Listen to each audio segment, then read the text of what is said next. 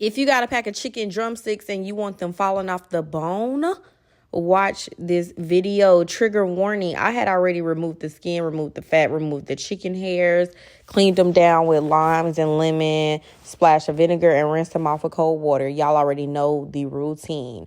After that, I went in with some seasonings. I used some onion powder, garlic powder, the dash, no salt table blend seasoning, 1 packet of Sazon, and some Tony seasoning. Baby, I mixed those seasonings together like they were the bestest of friends.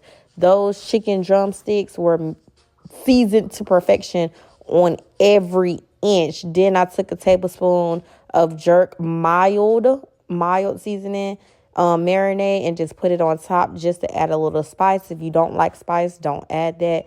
And baby, we finna get to searing. Now, I used a huge stew pot.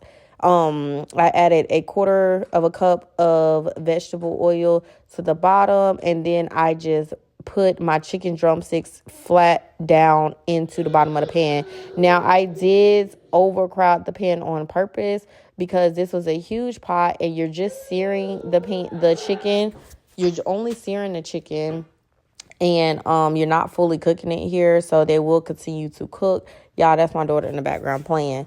But yeah, we're going to continue on. So as you see, all of the chicken drumsticks are at the bottom, and we just flip them over after about, I want to say like 5 minutes of cooking on one side. You want to cook it on 5 minutes on the other side.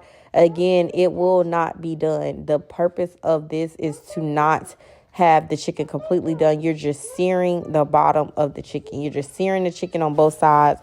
That's going to give it that crispiness effect that you want and need for this recipe. Now, after a total of 10 minutes, you want to go in with some bell peppers. For this recipe, I used a yellow bell pepper and a green bell pepper, and then I tossed it around in there a little bit, just like that. Made sure each side was seared, and once it starts to form a little juice, you know it's time to add the rest. So you want to add in a full carton of chicken broth. I used a low sodium, an entire bottle of filtered water or purified water, or just use your tap water. It don't matter.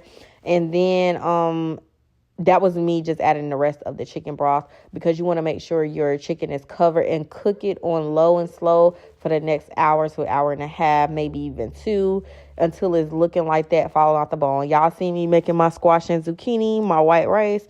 Baby, this chicken was falling out the bone after about 2 hours in there. I probably cooked mine a little longer. Baby, it was so delicious. Try this recipe if you want your chicken falling off the bone. Like, I'm so full because this recipe was just like that.